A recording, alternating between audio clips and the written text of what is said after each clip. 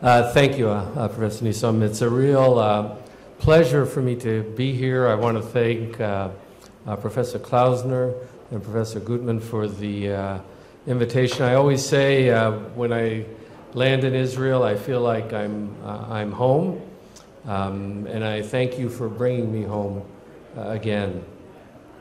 I was just blown away by the series of talks we just heard. You know, Jeff, who's a close friend, talked about Michael Jordan. I'm from Chicago, and the Dream Team. Well, now we're going to shift a little, so you can think of me as sort of Dennis Rodman in your worst nightmare.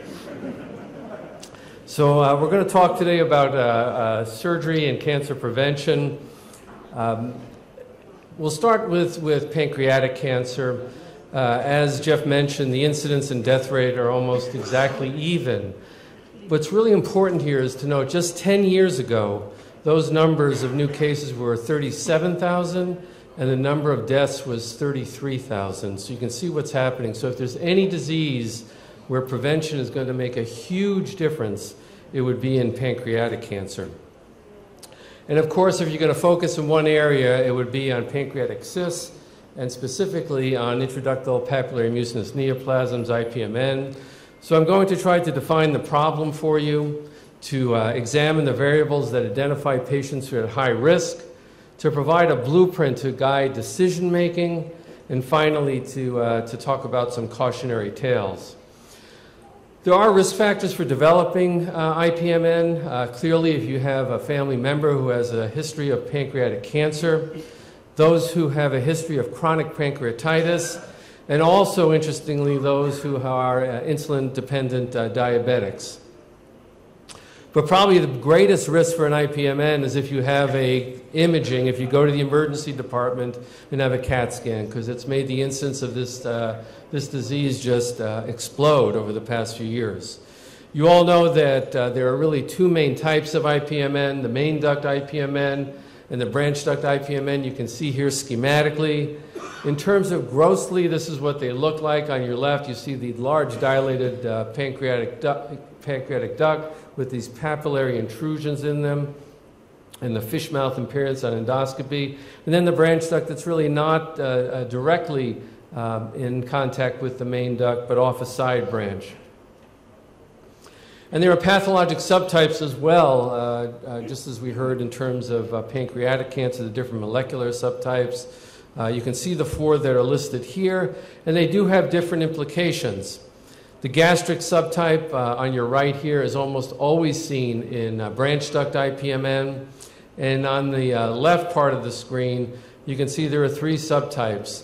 The pancreatico-biliary and gastric subtypes. Oh, thank you.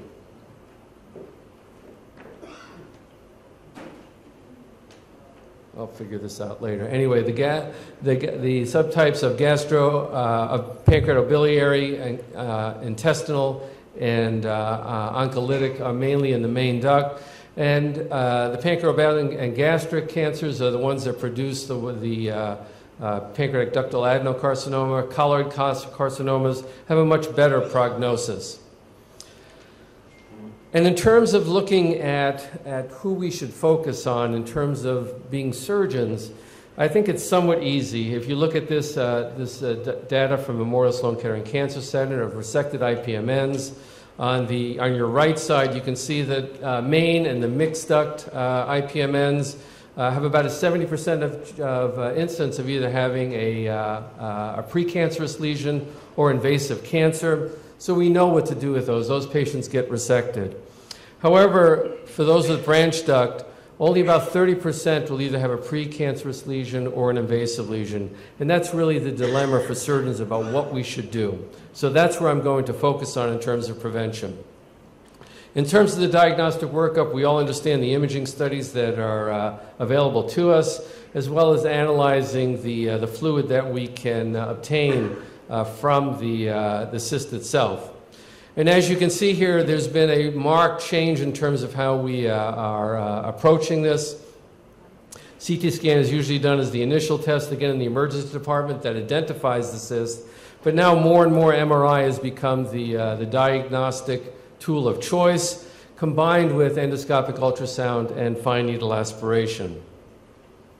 And again, on MRI, the pictures are just exquisite in terms of seeing a main duct here on your left with a very dilated main pancreatic duct.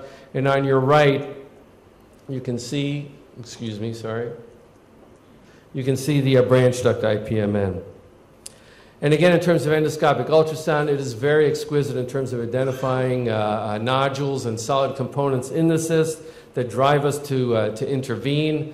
And of course, you can then take a cyst and put a needle into it and be able to sample it.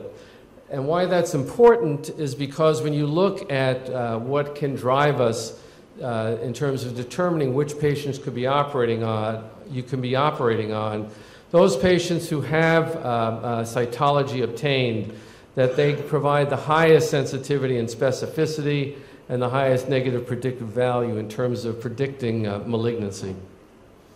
Also, again, cautionary, and I think many people are confused about this, probably not the people in this room, but when you obtain cyst fluid for CEA analysis, what CEA does for us is it distinguishes a mucinous tumor from a non-mucinous tumor. Obviously, non-mucinous tumors are ones we do not have to worry about in general for being pre-malignant lesions, but what it does not do is distinguish a malignant tumor from a benign tumor.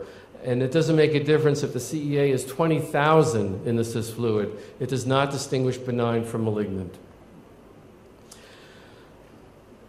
Everyone is trying to define that lane that we need to go down in terms of distinguishing who should have surgery and who should not. I think most of you are aware of the Sendai criteria consensus group that produced the first criteria to guide us. And you can see that those patients who should be resected were those with large cysts greater than 3 centimeters that were symptomatic or had these high-risk stigmata, either mural nodules, a dilated main duct, and positive cytology. And therefore, we can create algorithms to guide us in terms of what we do. And in terms of this algorithm, you can see that if you have a size greater than 3 centimeters, most people would now suggest resection. And if it's in that intermediate range, you could then look at other high-risk characteristics that are guided by endoscopic ultrasound or MRCP, and those are mural nodules, a dilated main duct, or positive cytology, and that will drag you either down a surgery lane or otherwise you would watch that patient and put them into surveillance. But then when you look at how accurate these criteria are in terms of guiding our therapy, you pause for a second. So this is a very, very well-done meta-analysis looking at over 1,700 patients with branch duct IPMN. I'm going to really focus on branch duct, as I mentioned, and look at those who underwent resection. And as you can see here on the left, that those who were actually had criteria that were considered Sendai negative and could be watched but happened to undergo resection, almost 25% ended up having either a pre-malignant or invasive cancer in their specimen. You'll also notice that those who are Sendai positive here, that in fact they had a malignancy of 34%, meaning that we're over-treating a large percentage of patients to pick up these, the third of patients who in fact have malignancy that is predicted by these criteria.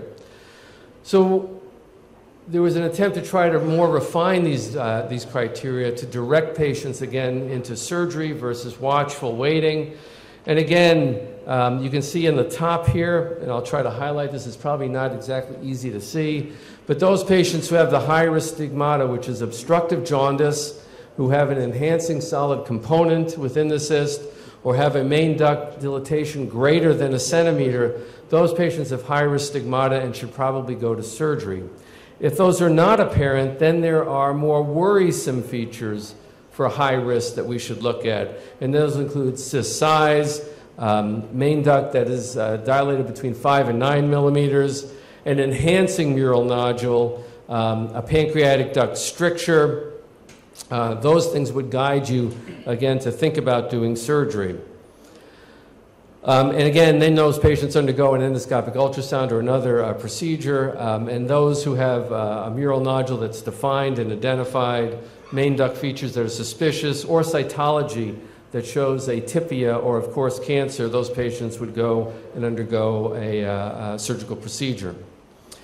But then in the same meta-analysis, they actually look now at the Fukuoka guidelines, which are the ones I just showed you, which was in 2012 from a consensus conference.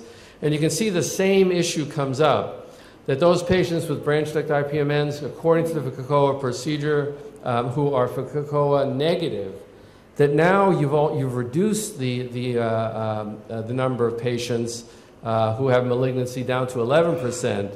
So the sensitivity has been increased, but you will also see that it is at a cost of specificity, and still there are many, many more patients that we're operating on who will not benefit from a surgical procedure. And in many of these patients, a Whipple procedure, so that's where we see most of the branch duct IPMNs. So people have tried to even more refine our criteria and try to, again, come up with some type of guidelines and algorithm. And this was a group of institutions that combined their data in the United States and was able to look at these stigmata and worrisome features that I just mentioned to you. And of course, if you have more than one high-risk stigmata, all of those patients end up having cancer when you resect them. If you combine one stigmata with one worrisome feature, again, it's high. And then as you go down and look at patients who had no high-risk stigmata, no obstructive jaundice, no enhancing mural nodule, no duct greater than 1 centimeter, and again, these combine main and branch duct, you can see that as the worrisome features add up, your chance of having malignancy increases. And then they looked specifically at individuals who had no evidence of any high-risk features and looked at what combination of worrisome features would put you into a surgical pool that would be appropriate. And you can see only if you had more than 3 of those worrisome features was there significance in terms of predicting malignancy. So the question is, who can we watch and be fairly safe and sound in terms of our judgment?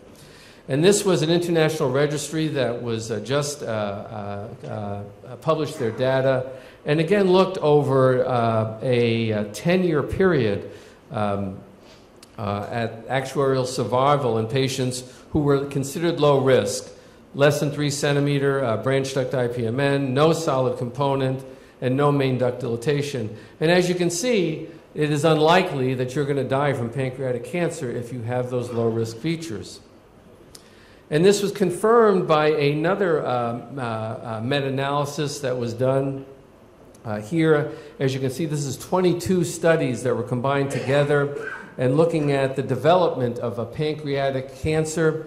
And as you can see, the incidence of that is extremely low, 7 per 1,000 person years, which comes up to 3.5 or 3.7% individuals having high-grade dysplasia or cancer, followed up to 6 years.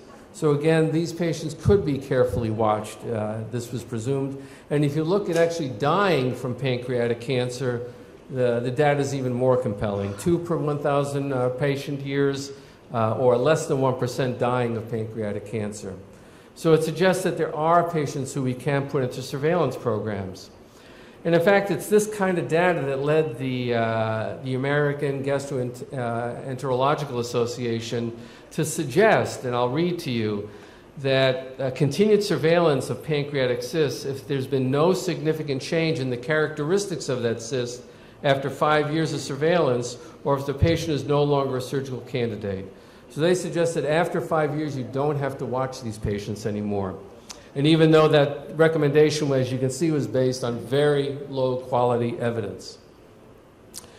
And in fact, we're getting suggestions now that that is in fact not the case. This was data that was presented by Peter Allen at the SSO in March, this past March, which looked at patients, a very interesting study, who had stability of their cystic lesions that were watched for greater than 5 years and compared them to those that were watched for less than 5 years. And you can see they both had growth rates of the cyst at about the same percentage. Those who were more than 5 years of stability, they had a higher crossover to undergo surgery, And the development of cancer was somewhat less, but not statistically significant. But I think most importantly, when you compare those patients who had stability for more than 5 years and looked at their observed to expected ratio of developing cancer, it's 31 per 100,000 in those stable for 5 years, compared to 12.4 per 100,000 in the general population. So these patients are clearly at high risk, and we can't ignore them. And in fact, this is another study that was done in Japan, looking at patients, and you can see that over time, although clearly these patients can be surveilled, but as you get to 10 years and into 20 years, there's about a 20% risk of them developing a cancer in those cysts that you might have not surveilled any further. Further information, again, I think provides even more evidence for actually needing to follow these patients and not just stop doing surveillance diagnoses. You can look, this is a study done at the Karolinska Institute that looked at those patients who had no indications for surgery with branch duct IPMNs, and you can see that their IPM-specific survival is excellent. It's about 90%, very close to 100%, and their actuarial survival is very, very good. For those patients in which surgery were indicated but did not have surgery, another group, you can see that their actuarial survival is only about 50%. That's because these patients probably had comorbid conditions that wouldn't allow them to have surgery. But even then, their IPMN-specific survival is about 75% out 10, 20 years. So it suggests that there are patients who can be put into surveillance, but the cautionary tale here is that when you look at the risk of progression over time, it increases dramatically once you get to over 5 and into 10 years. Close to 100% will have risk of progression of their cysts in terms of size and other features, and about 75% of them will actually end up going to surgery. So those patients cannot be just left to their own devices and hope that nothing happens. Others have now tried to actually fine-tune the criteria even further, and one of the aspects of that is looking at the rate of growth of the IPMN. And as you can see on the left, those who had greater than 2 millimeters per year growth had a much higher incidence of malignancy than those than less than 2 millimeters per year. And when you looked at the rate of growth on the right, as you look at that slope, you can see those with pathologically confirmed malignancies had a much higher rate of growth than those who had benign histology. And this was confirmed by another study more recently that again looks at that 2 millimeter per year mark, which shows a very high sensitivity and specificity and accuracy. If it's 5 millimeters per year, the accuracy goes up to near 95%. And those who had a total growth of over 1 centimeter, again, you have an incredibly high sensitivity and accuracy in terms of predicting malignancy. A group from Japan has really studied this in a more exquisite way, I think. They've looked at their group of patients and defined 2 areas or 2 criteria that should be focused on. One is the size of the mural nodule, as you can see here, in terms of a very high odds ratio. And those with CEA levels not in the cysts, but actually sampling the pancreatic juice from the pancreatic duct. And they argue that the cyst itself, in many instances, in terms of branch duct IPMNs, there's a grape-like component of cyst, so you're probably only sampling one, and that may not be predictive of the entire cyst structure. But if you actually look at the pancreatic juice, and if it's over 30 nanograms per ml, it is a very good predictor of malignancy. And in fact, they show this data, which I think is very interesting, that if you had a high CEA level in the pancreatic juice and had a mural nodule that was increased in size, that of those patients who fell into that group, 100% of them had either a premalignant lesion or an invasive lesion. And obviously those who had neither of those were very unlikely to have a pancreatic cancer. They went on further to look at actually the exact size, and you won't be able to see this here, and I apologize. But if the mural nodule was greater than 9 millimeters, again, it was the only predictor in a multivariate analysis of predicting malignancy. So others have then tried to develop these nomograms. As I'm sure you know, nomograms seem to be invented at Memorial Sloan Kettering Cancer Center.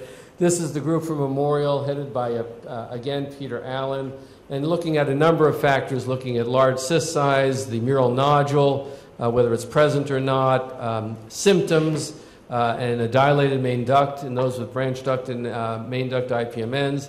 And they developed their own nomogram. One specifically for branch duct IPMN. This is a group from both Korea and Japan with over 2,000 patients. And again, we're able to assign points to a number of variables, whether they be age, serum CEA and CA19-9, main pancreatic duct dilatation, cyst size, the presence of a mural nodule, and then you can add up the points and predict the probability of malignancy. And this is another way to fine-tune our ability to decide which patients should undergo resection. One other point I wanted to bring out, because this is always a controversy in surgical meetings, which is if you resect patients with multifocal branch duct IPMN, and many of us in that instance will find the cyst that has the most risk to it, and we will resect that and not do a total pancreatectomy. The question is that a safe thing to do? And in fact, this group here showed that if you take patients with multifocal branch duct IPMN and let's say perform a Whipple for a cyst that's greater than 3 centimeters, but they have multiple other cysts, and compare them with those with a solitary branch duct IPMN, in fact, you do not need to resect the other portion of the gland. You can follow those patients and put them into a surveillance program. So with respect to the pancreas, all patients in terms of proposed criteria with main duct IPMN right now should undergo resection. It's probably also true with mixed duct type IPMN, since they are also at quite increased risk. For branch duct IPMN, the criteria that I use most of the time is a dilated duct greater than 5 to 10 millimeters, increased size of the cyst, presence of mural nodules, thickened wall of the septae that actually enhance on scanning, obviously suspicious or positive cytology, symptoms, of course, and of course these other factors which may become more clear to us over time, that is the CEA and the pancreatic juice, or the use of a nomogram to guide those patients. So with respect to this preventative surgical entity, my conclusion is you want to resect those who have high-risk features as they're defined. You want to avoid unnecessary surgery, and we do it a lot in these patients. You clearly want to individualize management, and you want to make sure that for each individual patient that the benefits of resection should outweigh surgical risk. So when you're seen with an 85-year-old patient with a pancreatic cyst that may be 3 centimeters, maybe 4 centimeters, and they may have a slight mural nodule, it doesn't mean you should jump and do a Whipple procedure on those patients. I think the real future, and I don't have time to go into our own research with relationship to this, is all of us are looking for that molecular fingerprint that will actually predict those patients who would benefit from resection from those who would not. I'm going to switch briefly now to gastric cancer and look at interventions in terms of gastric cancer. When you look at things that you could change to reduce the risk of gastric cancer and look at the magnitude of effect, we know that in patients who are smokers, they have about a 60% increased risk of gastric cancer. So if you get them to quit smoking, there's a small to moderate magnitude of effect. If you can eradicate H. pylori, again, you can drop it down to about 30 to 40% of those patients will be reduced in terms of their risk of gastric cancer. If you change their diet, that's not going to do too much, so you don't want to keep eating vegetables all day long. It's probably not good for you either. But if you do surgery for hereditary diffuse gastric cancer, there's a 100% effect in terms of allowing patients to live a long life, although we can talk about what that quality will be. So just a quick case presentation. This is a patient I took care of, a 36-year-old commodities broker, and an absolutely incredible family history of gastric cancer, many of those family members at a young age. He already had his sister and two of his cousins undergo prophylactic gastrectomy at another institution. They clearly had the E-cadherin mutation that you would look for. He had an EGD with a biopsy. He actually had multiple EGDs with biopsies, never showing any malignancy in those biopsy specimens. And we did a total gastrectomy on him about 12 years ago now. It doesn't seem that long ago. We found multifocal intramucosal signet ring cell adenocarcinoma throughout the specimen. He's still alive. And here is the family tree, as I pointed out. He is the arrow there. As it turns out, I've now operated on his brother as well, who I did a total gastrectomy on, who's not doing as well as him, not in terms of his cancer, but in terms of his effects from his total gastrectomy. And we'll go into that in a minute because I think it's incredibly important. So for all of you, again, many for the residents and students that may be here, HDGC is marked by a mutation in the cadherin gene, which is important for cell-to-cell adhesion. It's a germline mutation that inactivates the cadherin downstream effects, and it's identified in about 40% of families with the criteria. There are also other mutations, and I won't go into that. I'm not as intelligent as Jeff, and I don't know much about this mutation stuff. But in fact, in those patients who had developed Linitis plastica in here, they have a second hit, not just a germline mutation, but a somatic mutation, which is usually promoter hypermethylation. In the lymph node metastases, you can see in the bottom, their most common second hit is loss of heterozygosity. And as I think you also know, the pattern of the syndrome is autosomal dominant. There's a lifetime risk of developing gastric cancer in about 80%. The mean age of onset is about 35 years, and they present with this intramucosal diffuse signet ring cancer. When you look at the pathologic events related to the genetic events, as you can see here on the left, that's normal gastric mucosa. They then develop this in situ signet ring cells, which are not below the basement membrane. Then they develop this pagetoid spread where they show signet ring cells below the epithelium, and then eventually on the right here you can see invasive adenocarcinoma. And as you can also see here down below, again, cell-cell adhesion is critical here, and once you have loss of function of the cadherin gene, it leads to a series of cascading events that allow for that adhesion to disappear and lead to eventually invasive carcinoma. I was part of an expert panel about 6 years ago that actually was looking at who should have CDH1 mutation testing. And again, these were the 4 criteria that we used that said these patients should have CDH1 mutation. Those with greater than 2 cases of gastric cancer, with 1 family member with diffuse gastric cancer before the age of 50, greater than 3 cases of gastric cancer at any age with at least 1 family member with diffuse gastric cancer, a patient who has diffuse gastric cancer and lobular carcinoma in situ of the breast, or those who have a diagnosis of diffuse gastric cancer under the age of 35. And again, these are the same sort of guidelines that have been suggested for patients with HDGC. Of course, the only mechanism we have to now reduce that risk is total gastrectomy. And you can see here that if you look at published data looking at those who have an E-cadherin mutation and look at the number of patients who have signet ring cancer, you can see it's over 90% in this study that was done. To look at one of the studies which had the most patients looked at, you can see here 23 patients who underwent a prophylactic total gastrectomy. When they had preoperative endoscopy, only 2 of the 23 had a positive mucosal biopsy, and 21 of 23 therefore had diffuse gastric cancer that was not identified by EGD. And this is critically important in terms of counseling these patients about what should be done. And then when you look at endoscopic surveillance, you'll notice again that most of these cancer cells are in the submucosa. There's no associated mucosal abnormalities that you can see. You're doing random biopsies. You can add discriminatory procedures to your endoscopic techniques, but that may not help you that much. Again, here you see on the left a normal mucosa, but on the right signet ring cells that have invaded into the submucosa.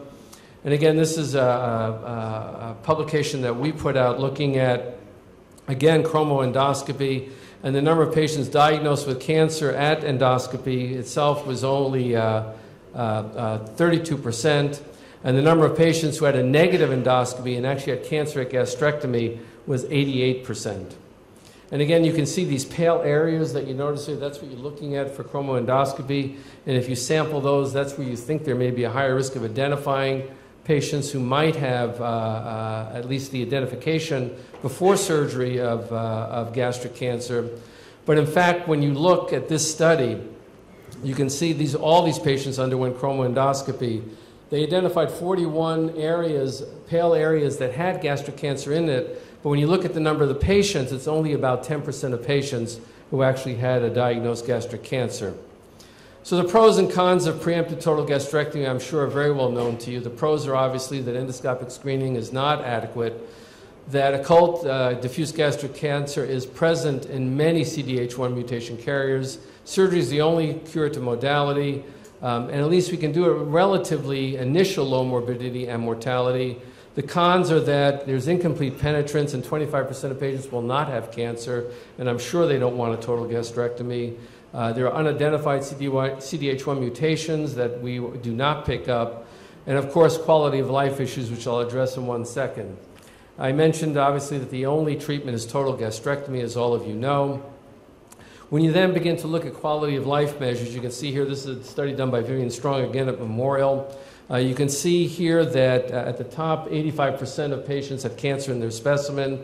And you can see that weight loss, which is a significant problem in patients of total gastrectomy, seems to actually level out at 6 months. So we're not as bad as we think we are in terms of being able to control these patients.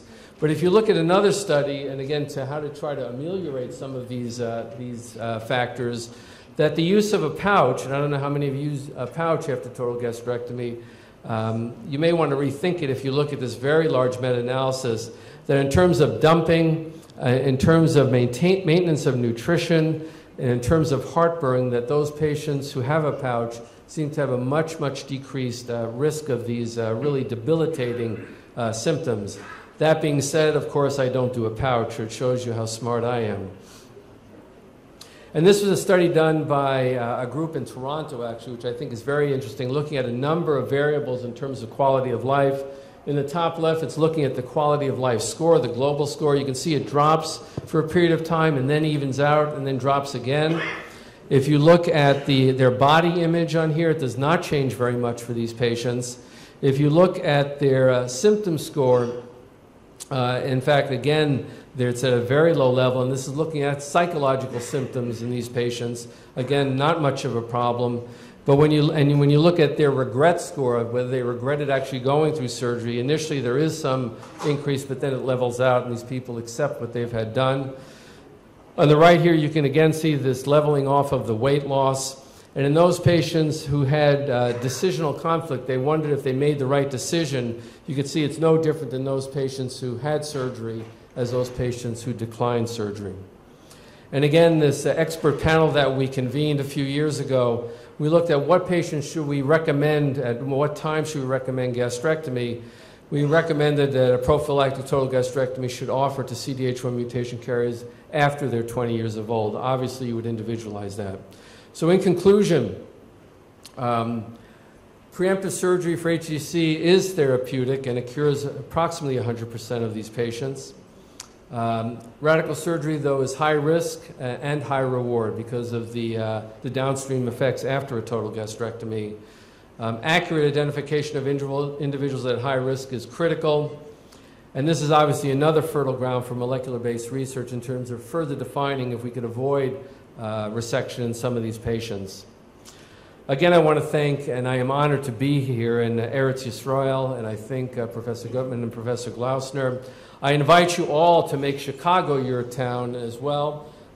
You'll certainly enjoy the pizza. You'll watch them dye the Chicago River green on St. Patrick's Day, not one of the holidays that we celebrate very much. And I'll also offer you any time to come visit me at the University of Chicago. We'd love to have you visit with us. Again, thank you so much for your attention and the honor of being here at the Israeli Surgical Association. Thank you. I want to thank Professor Klausner and the organizing committee for the opportunity to present this topic here today. For all of us treating breast cancer, this is really a daily dilemma. The title of this session is prophylactic or preventive surgery, but I insisted that the title of my talk be risk-reducing surgery, because at least for breast cancer, I don't think that we can prevent breast cancer. The most we can do is reduce risk, and it's important that we realize that and communicate it with our patients. The issue of risk-reducing surgery in recent years is associated with one of the most beautiful women in our times, and ever since Angelina Jolie announced in 2012 that she underwent risk-reducing mastectomy. There are many aspects of risk-reducing surgery for breast cancer, and I will focus on the medical aspect, but it's always a very personal decision which each woman needs to arrive at based on her values, plans for the future, family planning, etc.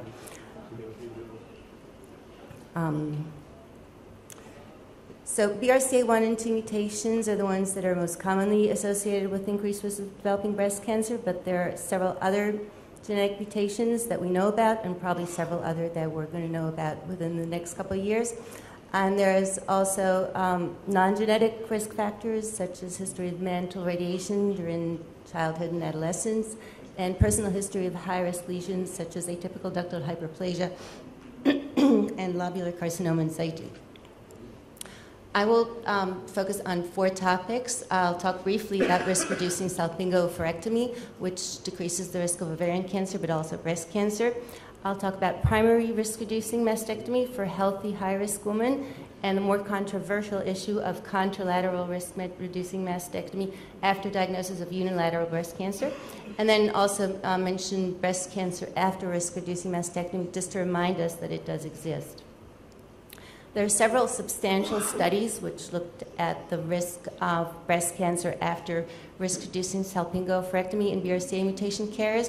And this slide is a meta-analysis of 10 prospective case-control cohorts, obviously no randomized controlled trials, but this meta-analysis shows that removing the ovaries reduces breast cancer risk by about 50% for both BRCA1 and BRCA mutation carriers. So this is really pretty well established and is recommended by most guidelines. There are still some open questions regarding risk-reducing oophorectomy, such as how exactly does it work? So induction of early menopause is the obvious answer, but that makes a lot of sense for BRCA2 mutation carriers, where the majority of cancers are estrogen receptor positive. However, risk-reducing oophorectomy also reduces the risk of cancer in BRCA1 mutation carriers, where most cancers are actually triple negative. So it appears that sex hormones actually have some sort of effect on triple negative breast cancer development as well. At what age should we recommend risk-reducing oophorectomy for these women? And sometime before menopause or after child planning is completed is very inaccurate. A lot of women nowadays don't complete their family planning well into their 30s, and we know of many BRCA mutation carriers who develop breast cancer in their early 30s, even late 20s. Also, there's some evidence that oophorectomy before the age of 45 actually increases mortality, so we need to be aware of that fact. And then, what is the role of hormone replacement therapy after risk-reducing oophorectomy? The symptoms of menopause can be very debilitating and really decrease quality of life for these women, and hormone replacement therapy can alleviate that pretty easily. The little evidence that there is suggests that HRT after oophorectomy, at least until the age of natural menopause, which is around 50, appears to be safe and probably negates the risk, the increased mortality that oophorectomy has in these women. The risk-reducing mastectomy in the recent decade and a half has been driven by advances in genetic testing, which is getting cheaper every year, and also increased awareness among women and the general population of the availability of such testing through the media and patient advocacy groups as well as physicians. And the reconstructive options have also improved significantly with the addition of acellular dermal matrices and the ability to perform a single-stage operation, the possibility of nipple preservation, And our plastic surgery colleagues are getting better and better at performing autologous reconstructions with superb cosmetic outcomes. One of the first systematic studies about risk-reducing mastectomy was published in the New England Journal of Medicine almost 20 years ago. And these are all patients who were operated in the 1960s, 70s, and 80s before we knew about the genes. So these were actually women that chose to have risk-reducing mastectomy just based on family history. And this study showed a remarkable 92% reduction in the risk of breast cancer in this high-risk group. Now, they had no genetic testing, so they usually had family history. They divided them into moderate and high-risk groups based on the family history. And they compared the rate to that of their sisters who were diagnosed with breast cancer. And since there was no genetic testing, we now know that probably 50% of those who underwent risk-reducing mastectomy were probably not carriers, so we're not at increased risk to start with. Anyhow, they did find in this group of over 600 women, only 7 developed breast cancer, most of them on the chest wall, presumably in residual breast tissue. More recent study from the Netherlands followed a cohort of 145 healthy mutation carriers with a median follow-up of 4.5 years. Over half also underwent risk-reducing salpingo-oophorectomy. And in this study, no healthy mutation carrier developed primary breast cancer. 1 patient presented after 3.5 years with axillary lymph node metastases, and 2 healthy mutation carriers were found to have unsuspected small tumors in the surgical specimen. And just this one more study about primary risk-reducing mastectomy was published by Rebick et al. In 2004. And here again, risk-reducing mastectomy was associated with a significant decrease in the risk of developing breast cancer. Now, other than BRCA mutations, there are several other mutations that carry an increased risk of breast cancer, such as PTEN and PALB2. And here we need to counsel patients very carefully. We really don't have solid data. And at least, for example, with P53 mutation carriers, these women are at such high risk of developing other cancers, such as sarcomas and brain tumors, for which we really don't have any effective risk-reducing strategies, that these patients are probably not going to benefit a whole lot from reducing their risk of breast cancer. 2017 NCCN guidelines support the use of risk-reducing mastectomy for high-risk women, including but not limited to BRCA1 and 2 mutation carriers, as well as women with a history of lobular carcinoma in situ. They also recommend a bunch of lifestyle modifications, specifically alcohol consumption, reduction of alcohol consumption, and of course, risk-reducing salpingo-oophorectomy. There are several studies that show that women who elect to undergo risk-reducing mastectomy enjoy improved well-being, reduced stress, and much better quality of life. But as I mentioned, breast cancer still can occur, and these patients need to remain under surveillance, be it clinical or imaging. Nipple-sparing mastectomy is obviously a great incentive to undergo risk-reducing surgery. The cosmetic result is superior, and even though the nipple is insensate, it still gives a much better result. The several studies that are published to date really don't show an increase in developing breast cancer with nipple preservation, and an ongoing international registry study is collecting data from several countries, and our center included, just to hopefully arrive at clear answers to the utility of nipple-sparing mastectomy. In large-breasted women, we can now offer and do offer a 2-stage procedure, breast reduction, followed by nipple-sparing mastectomy and reconstruction. Now to the issue, so really that primary risk-reducing mastectomy is effective, I think is pretty well established by now. And what about contralateral risk-reducing mastectomy at the time of breast cancer surgery? So first of all, what is the risk of developing breast in the contralateral breast? And here we need to make a clear distinction between BRCA or other mutation carriers and non-carriers, patients with sporadic breast cancer, in whom the risk of developing contralateral breast cancer is about 0.5% per year, which is similar to the risk of developing a second ipsilateral breast cancer, and for most women, lower than the risk of developing distant metastases. So for BRCA mutation carriers, the risk of contralateral breast cancer depends on the type of mutation and the age at first breast cancer diagnosis. A German study, which was published a few years back, looked at this risk, and they came out with this table, which is a little difficult to follow, but just to highlight, if a woman was diagnosed before the age of 40, her risk of developing contralateral breast cancer during 25 years is over 60%.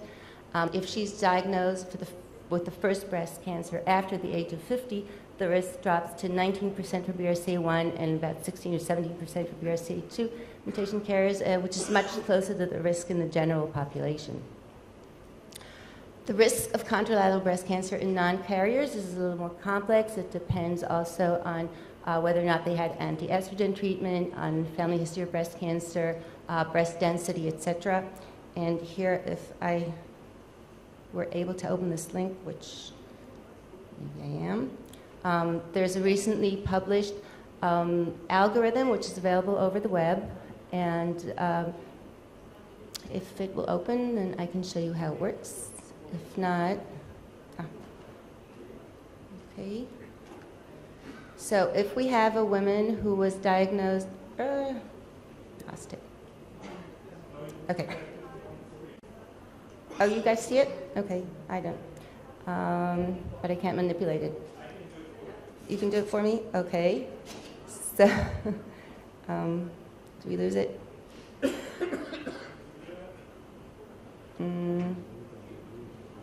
I think we lost it.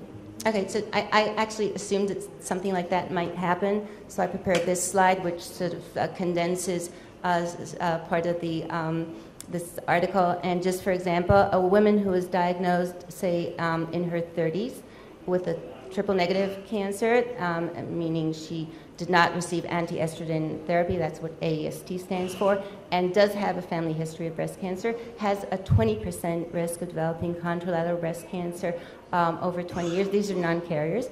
And compared to a woman, say, who was diagnosed over the age of 40, has received anti-estrogen therapy and has no family history of breast cancer, and her risk is only 3.5% of developing breast cancer over the next 15 years.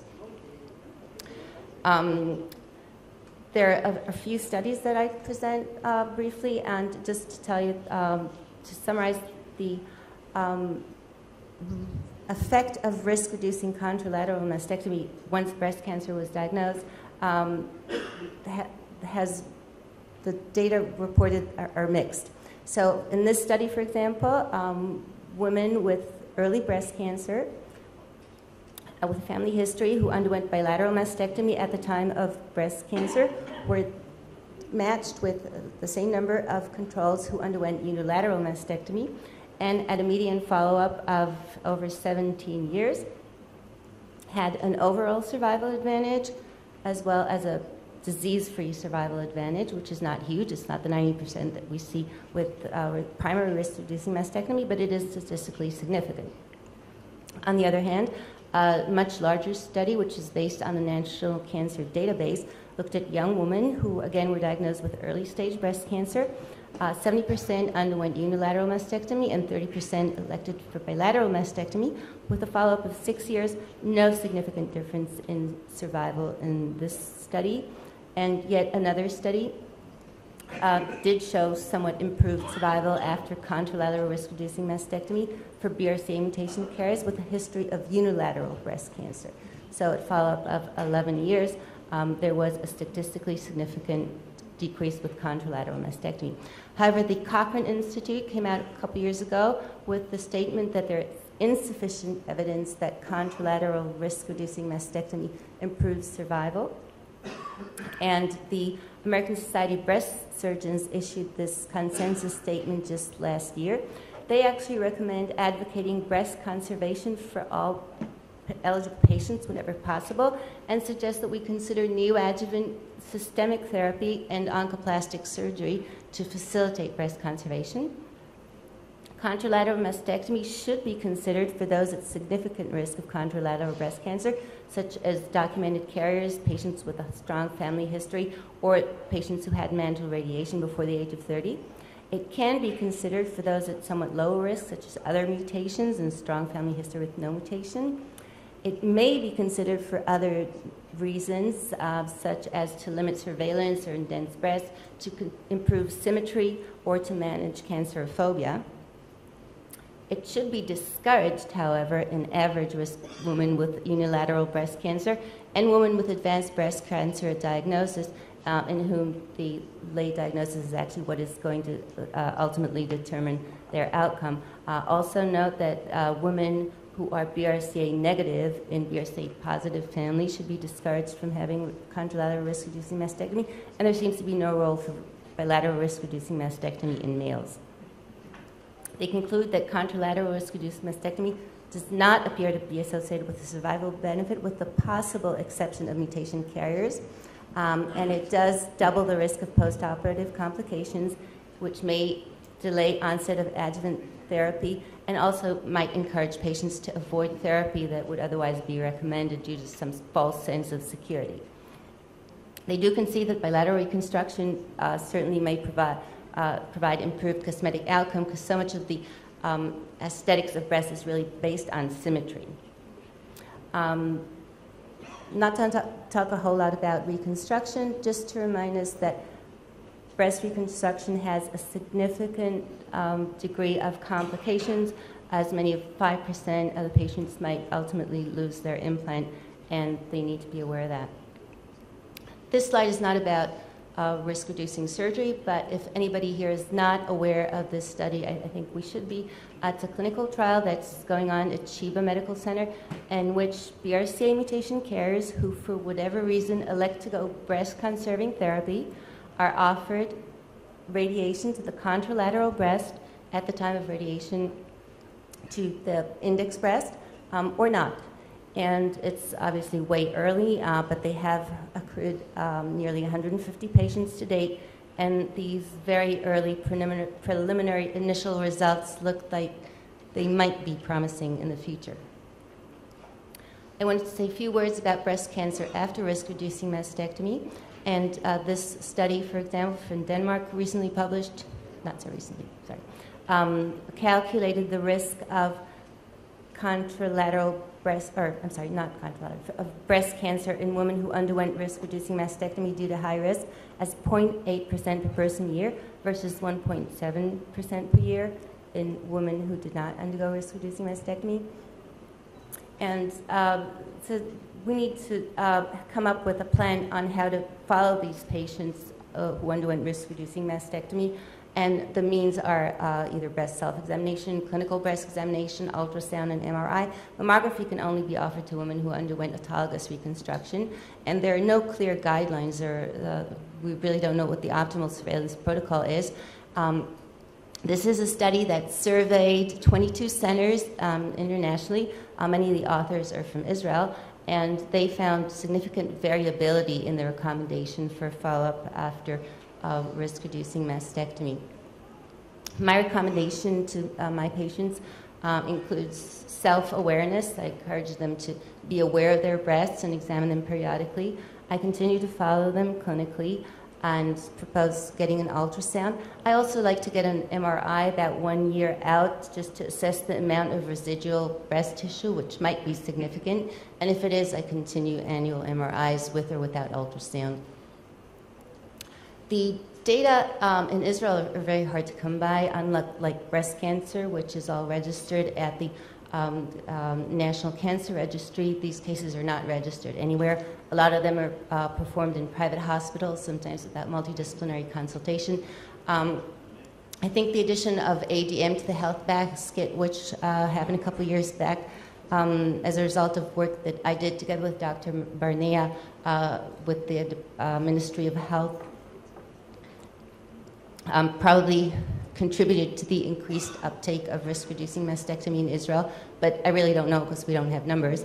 And I think we should have numbers, and I think we need to collaborate on that, on getting our data. I didn't cover a bunch of topics, and I'll just mention them. I didn't talk about risk-reducing agents such as SERMs and AIs, healthy lifestyle, sentinel lymph node biopsy during risk-reducing mastectomy, which is controversial, nipple-sparing mastectomy, which I guess we could argue about, but I do perform routinely, and then the whole issue of reconstructive options and considerations. And each of these topics could probably hold a conference in and of itself. So I'll conclude. Risk-reducing oophorectomy should be discussed with all BRCA mutation carriers starting in their mid-30s, and possibility of hormone replacement therapy needs to be discussed. Primary risk-reducing mastectomy to healthy carriers needs to be discussed at the time of mutation diagnosis, and I bring it up at all the routine follow-up appointments, presenting patients with the reconstructive options and the current information and guidelines. Contralateral risk-reducing mastectomy after breast cancer diagnosis should be discussed with high-risk patients, but discouraged in regular risk patients. And for these high-risk patients, I often explain to them that since they were diagnosed with breast cancer, they'll probably be followed very closely from now on, and even if they do develop breast cancer, it'll probably be found in a very early stage. So for these patients, if they're BRCA1, then their chances are that even a small tumor will require adjuvant chemotherapy. So I kind of describe it as chemotherapy risk-reducing surgery, reducing the risk that they will ever need chemotherapy again. Thank you. I would like to give this talk today in memory of Dr. Ron Shapira, a talented colorectal surgeon and a dear friend who died this year at age 46 from cancer. Ron had a predisposing factor to develop cancer, but never had screening or surveillance. And the focus of the session today is whether we can do better for our patients. Colorectal cancer is a common disease, and if we completely remove the colon and rectum, we nearly eliminate this disease. So would that be reasonable to call our friends, the pediatric surgeons, and ask them to remove all the colons and rectums at an early age and actually save thousands of lives a year? Obviously, this is a major procedure with significant complication rate and major impact on quality of life. And like in any other case, we have to weigh the advantages, in this case, preventing cancer, and the drawbacks, such as morbidity and quality of life. So this is widely accepted today that average people, I would like to say, like you and me, do not need preventive resection, and patients with absolute risk to develop colorectal cancer have an indication for surgery. Anything in between is currently a matter of debate.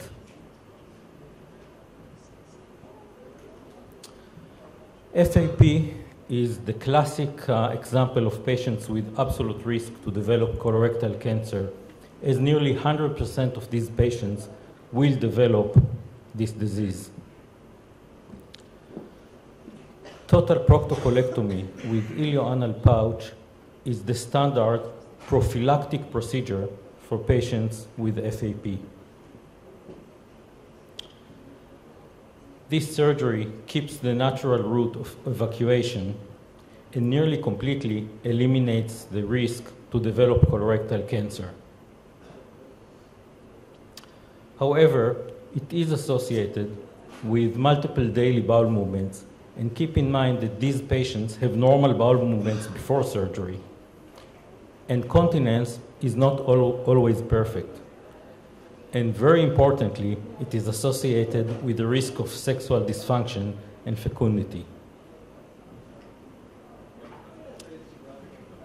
The use of total abdominal colectomy and ileorectal anastomosis as a preventive surgery in FAP is controversial. This kind of surgery is technically easier has better functional outcome, and since there is no pelvic dissection, there is no risk for sexual dysfunction. However, since the rectum is left in place, there is still a risk to develop rectal cancer, which may be tough to diagnose because of the high number of polyps. So what is really the risk to develop rectal cancer after ileorectal anastomosis? A retrospective review of 427 patients who had ileorectal anastomosis for FAP in the UK with long-term follow-up showed that the chance to develop rectal cancer was 11%. An additional 18% of the patients lost the rectum owing to worsening polyposis.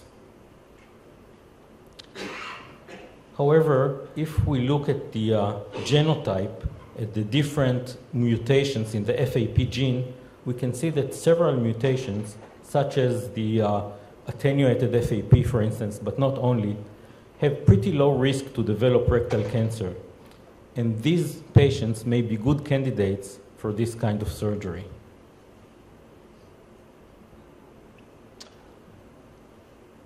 Long-standing IBD colitis is an example of a condition with increased risk to develop colorectal cancer, but the risk is not absolute. Not all of the patients will develop cancer.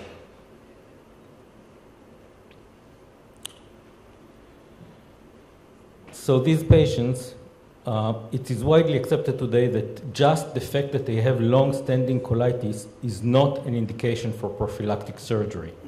And these patients undergo annual colonoscopy with multiple biopsies. And dysplasia in pathology of these biopsies is considered as a marker for increased risk to develop colorectal cancer.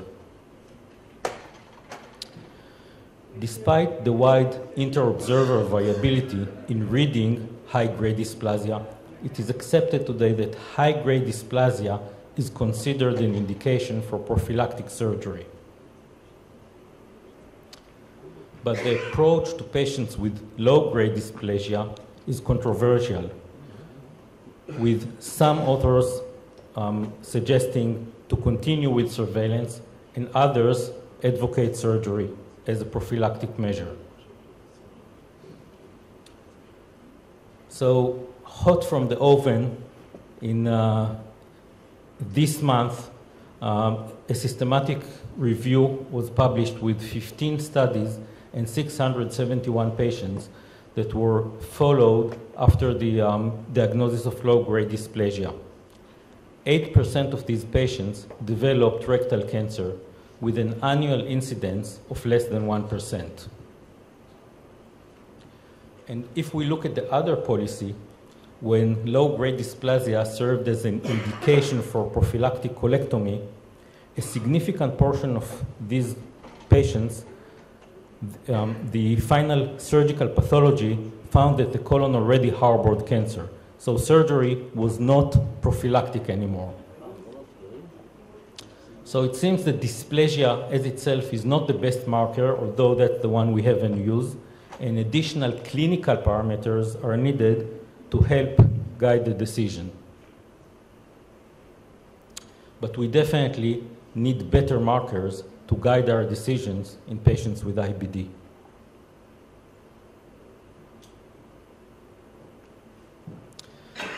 And once again, exactly as in FAP, there is a controversy regarding the best kind of surgery and the use of total abdominal colectomy with ileorectal anastomosis. The figures are different, but the principles are the same, so I'm not going to get into that once again. Lynch syndrome and HNPCC are another interesting examples of increased risk to develop colorectal cancer, although the risk is not absolute. In Lynch syndrome, there is a defect in mismatch repair genes, and these patients are predisposed to develop early onset various cancers, but especially colorectal cancer. And there are two main controversies regarding this syndrome. The first is the approach to people, I wouldn't even call them patients, who are known to have the mutation or known to have HNPCC by clinical diagnostic criteria such as the Amsterdam criteria or Bethesda criteria, but have no cancer. What would be the approach to these patients? And the second question is, what would be the best surgical approach to patients with the Lynch syndrome or HNPCC and cancer that is already diagnosed? So looking at the first controversy, Jim Church, one of the leading colorectal surgeons in this field, stated in 1996 that he favors prophylactic colectomy to patients diagnosed with HNPCC based on clinical criteria without cancer. But even Jim Church himself stated in 2015 that these patients can have annual colonoscopy as surveillance, and purely prophylactic colectomy may be considered only in patients with cancer phobia, those who do not comply with the surveillance, and those with strong history of aggressive colorectal cancer at young age, whatever it means. The ASCRS, the American Society of Colorectal Surgeons, published in February of this year practice guidelines for the treatment of patients with Lynch syndrome who are diagnosed with cancer. So on their first recommendation, they advocated more extensive prophylactic surgery for these patients. But on the same breath, on the second recommendation, they wrote that segmental resection may also be considered. But the question in the base of this controversy is really, what is the risk to develop a metachronous tumor which will be missed in screening colonoscopy at the pre-cancer stage? So once again, very fresh from the oven, in the last issue of Colorectal Diseases, there is a systematic review of 6 studies with 871 patients. Most of them had extended colectomy, but about fifth of the patients had segmental colectomy only. Metachronous cancer was diagnosed in 6% of the patients that had extended colectomy, compared to 23% in those with segmental colectomy. And importantly, more than half of these patients who developed cancer complied with the surveillance program.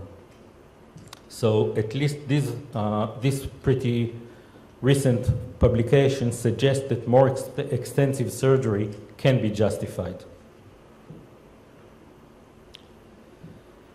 So in conclusion, ladies and gentlemen, in cases of absolute risk to develop colorectal cancer, preventive surgery is justified.